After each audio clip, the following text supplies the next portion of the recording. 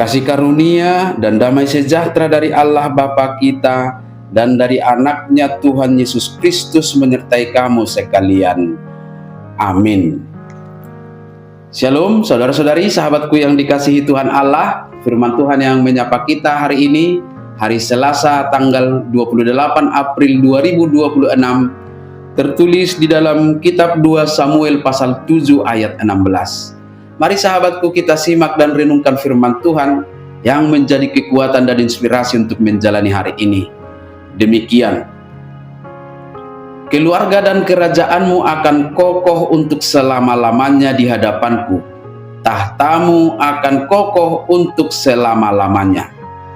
Alai ikon hotdo anggo pinoparmi dohot harajaumu rodi saliling-lilingna di julum. Habang sappe ikon hotdo rodi saliling-lilingna. Demikian firman Tuhan. Saudara-saudari, sahabatku semua di dalam nama Tuhan Yesus, percayakah saudara ketika kita memiliki rencana yang baik untuk Tuhan, di sana Tuhan sudah melihat jauh melampaui apa yang kita pikirkan. Mari kita belajar dari kisah Daud, sebagaimana dia merencanakan dari ketulusan hatinya sebuah mega proyek iman, yaitu pembangunan bait suci di Yerusalem. Supaya lewat pengalaman Daud ini kita belajar, ketika kita merencanakan segala sesuatu yang baik dalam hidup kita, pada akhirnya kita harus tunduk pada kehendak Tuhan dan percaya bahwa rencananya adalah lebih baik dan lebih besar, sebagaimana rancangan Tuhan kepada Daud yang dicatat dalam nas harian kita hari ini. Daud ingin membangun rumah bagi Tuhan, tetapi justru Tuhan yang berinisiatif membangun rumah bagi Daud. Tentunya rumah bukan bangunan fisik, melainkan sebuah keturunan dan kerajaan yang kekal. Dan ini bukanlah hanya berbicara tentang Daud secara pribadi, tetapi merujuk kepada penggenapan yang lebih besar dalam garis keturunannya, bahkan sampai kepada pribadi Yesus Kristus sebagai Mesias.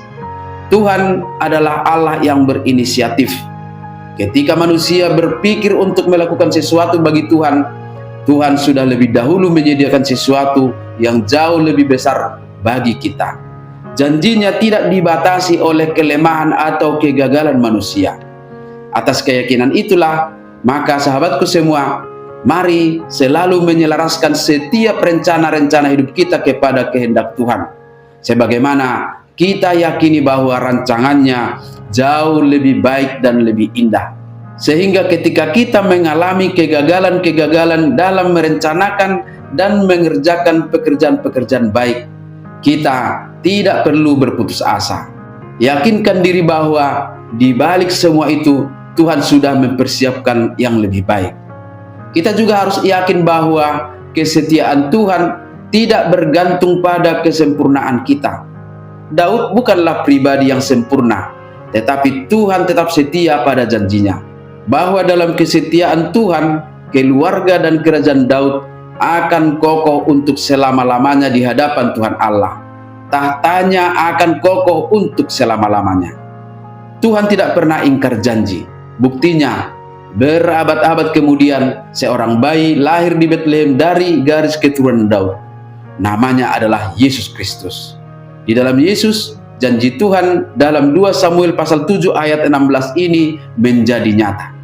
Kerajaannya tidak bisa digulingkan oleh politik, tidak bisa dihancurkan oleh kematian, dan tidak bisa dibatasi oleh zaman.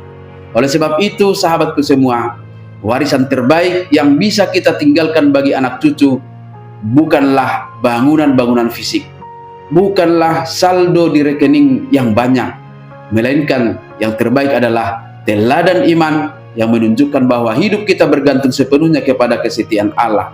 Karena pada akhirnya segala yang kita bangun dengan tangan sendiri akan lenyap, tetapi apa yang Tuhan bangun di dalam hidup kita akan tinggal tetap selamanya. Amin. Selamat beraktivitas. Tuhan memberkati.